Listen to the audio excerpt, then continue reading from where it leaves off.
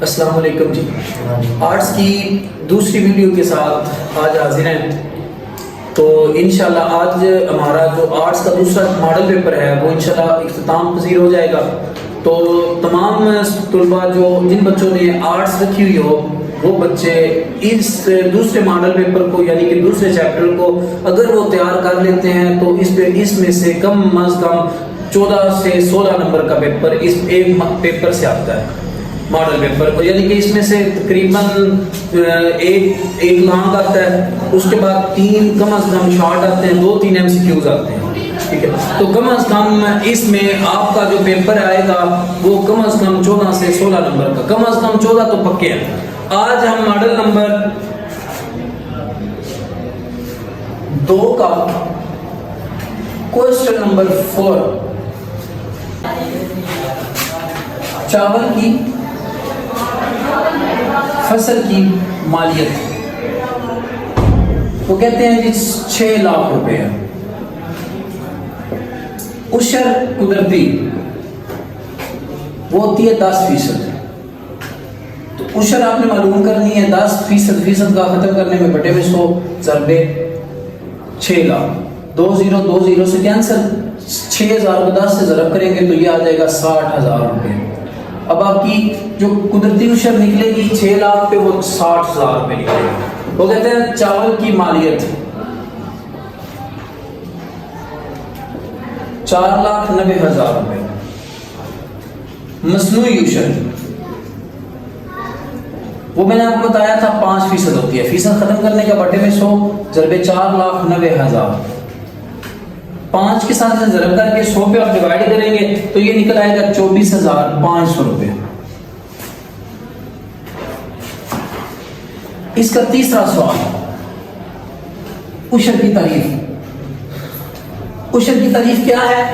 عشر وہ رقم ہوتی ہے, وہ اس رقم کو کہا جاتا ہے جو آپ فصل بوتے ہیں. یعنی کہ ہمارے ایریا میں کپاس, چاول اور گندم کی فصل کو بویا جاتا ہے. اب گندم کی فصل ہو یا چاول کی فصل ہو, اس کے اوپر اس کے جو آپ وہ اٹھاتے ہیں اگر تو وہ ہو قدرتی لحاظ سے. قدرتی سے مراد کہ آپ کو نہ پانی لگانا پڑے, نہ کھاد دینی پڑے, کچھ بھی نہ دینا پڑے, تو وہ ہوتا ہے قدرتی لحاظ سے. تو اس صورت میں جو عشر ہوتی ہے وہ ہوتی ہے جی 10%. ایسی عشر جس کے اوپر آپ پانی بھی لگاتے ہیں, ساتھ آپ کھاد وغیرہ بھی ڈالتے ہیں, ہل بوتے ہیں, ہل چلاتے ہیں یا بیج وغیرہ سارا کچھ یہ پروسیس کرتے ہیں, اس پہ جو عشر ہوتی ہے وہ ہوتی ہے مصنوعی عشر. ٹھیک ہو گیا. وہ کیا ہوتی ہے؟ ایسی رقم جو فصل اٹھانے کے بعد اللہ کے راستے میں دی جاتی ہے, اسے کیا کہا جاتا ہے؟ عشر کہا جاتا ہے جی. اس کے بعد آگے زکوٰۃ. چوتھا سوال, زکوٰۃ کی اقسام.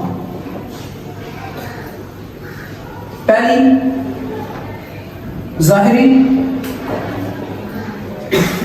دوسری غیر ظاہری. اب ظاہری دولت کس کو کہا جاتا ہے؟ ایسی دولت جو آپ کی نمایاں ہو, سامنے ہو. ٹھیک ہو گیا, اسے ظاہری کہا جاتا ہے. جیسے آپ کے بھیڑ, بکریاں, بھینسیں. ٹھیک ہو گیا. اس کے بعد جگہ, یہ وہ ان چیزوں کو ظاہری کہا جاتا ہے. غیر ظاہری وہ دولت جو آپ کی لوگوں کو پتہ ہونا ہو, جیسے کہ آپ کے پاس روپیہ کتنا ہے, آپ کے پاس سونا کتنا ہے, چاندی کتنی ہے, یا آپ کے پاس جو ایسا مال جو چھپا ہوا ہو اسے آپ کیا کہہ دیتے ہیں؟ ظاہری. یہ چوتھا سوال ہو گیا. پانچواں سوال. ایک آدمی نے 24 لاکھ روپے کی جائیداد چھوڑی, اس کی ایک ہی بیوی ہے. اب اس میں یہ بتا رہے ہیں کہ بیوی ہے, اس میں یہ بھی انہوں نے یہ نہیں کہا کہ اس کے بچے نہیں ہیں. اگر بچے نہ ہوتے تو پھر تو اس کا حصہ ہونا تھا 1/4, لیکن اب انہوں نے صرف کہا اس کی بیوی ہے, اس کی بیوی کا حصہ معلوم کرے. اس سے ثابت یہ ہو رہا ہے کہ اس کے بچے ہیں. تو اس میں کل ترکہ 24 لاکھ, بیوہ کا حصہ 1/8 ضربے 24 لاکھ. اب 1 کو 24 سے ضرب کر کے 8 پہ ڈیوائڈ کر دیں گے تو یہ آپ کا نکل آئے گا 3 لاکھ روپے. اب اس آدمی کی جائیداد میں سے اس کی جو بیگم کو حصہ ملے گا وہ کتنا ملے گا جی؟ 3 لاکھ روپے. اگر وہ کہتے ہیں جی اگر سونے کی قیمت 40,000 روپے فی تولہ, 10 تولہ سونا کی قیمت جب 10 تولہ سونا کی قیمت ہوگی تو پھر وہ کیسے ہوگی؟ 10 کو آپ 40,000 سے ضرب کریں گے تو وہ نکل آئے گا 4 لاکھ روپے. اب سونے کی قیمت کتنی نکل آئی؟ 4 لاکھ روپے. اب آپ نے معلوم کرنی ہے زکوٰۃ. زکوٰۃ آپ کو پتا ہے 2.5% ہوتی ہے، فیصد بٹا ختم کرنے کا 100، یہ آ گیا 4 لاکھ. 2.5 کو 4 لاکھ سے ضرب کر کے 100 پہ ڈیوائڈ کریں گے تو اس سے آپ کی نکل آئے گی 10,000 روپے. کتنی روپے نکل آئے گی؟ 10,000 روپے. یہ آپ کی زکوٰۃ نکل آئے گی. یہ تھا سوال 6واں. آگے آ گیا 7واں 8واں. 7واں تو ریپیٹ ہو گیا، ریپیٹ ہے.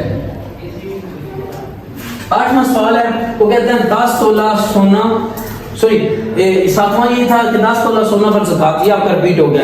8واں سوال ہے ظاہری دولت، وہ ہم پڑھ چکے ہیں. ظاہری دولت کسے کہتے ہیں؟ ایسی دولت جو نمایاں ہو جائے، سامنے آ جائے، جیسے بھیڑ بکریاں، جگہ، اونٹ، معدنیات، کاروبار کا سامان، یہ وہ. اگر آگے جی 9واں سوال، وہ کہتے ہیں ایک شخص نے ایک پیچھے بیوہ چھوڑی ہے اور 2 بیٹے چھوڑے ہیں، ٹھیک ہے، اور اس کے بعد ہر ایک کا حصہ معلوم کیجئے. اب اس کے بیٹے کتنے ہیں؟ 2. سب سے پہلی بات کل ترکہ. 9واں سوال، کل ترکہ میں وہ آدمی چھوڑ کے جا رہا ہے 20 لاکھ روپے. اب بیوہ کا حصہ، اب اس کے بچے ہیں تو بیوہ کا حصہ 1/8 ضربے 20 لاکھ.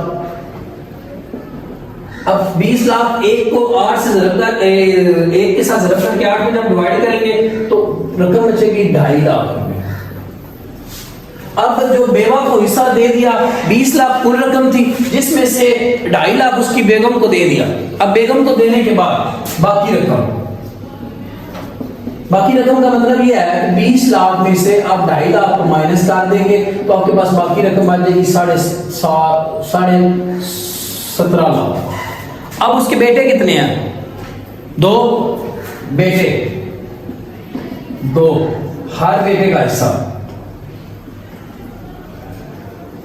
اور ہر بیٹے کا حصہ معلوم کرنا ہو 17.5 لاکھ کو 2 پہ ڈیوائڈ کریں گے 8,75,000 روپے ہر بیٹے کو مل جائے گا. آج کی ویڈیو ختم، انشاءاللہ کل نئی ویڈیو کے ساتھ حاضر ہوں گے.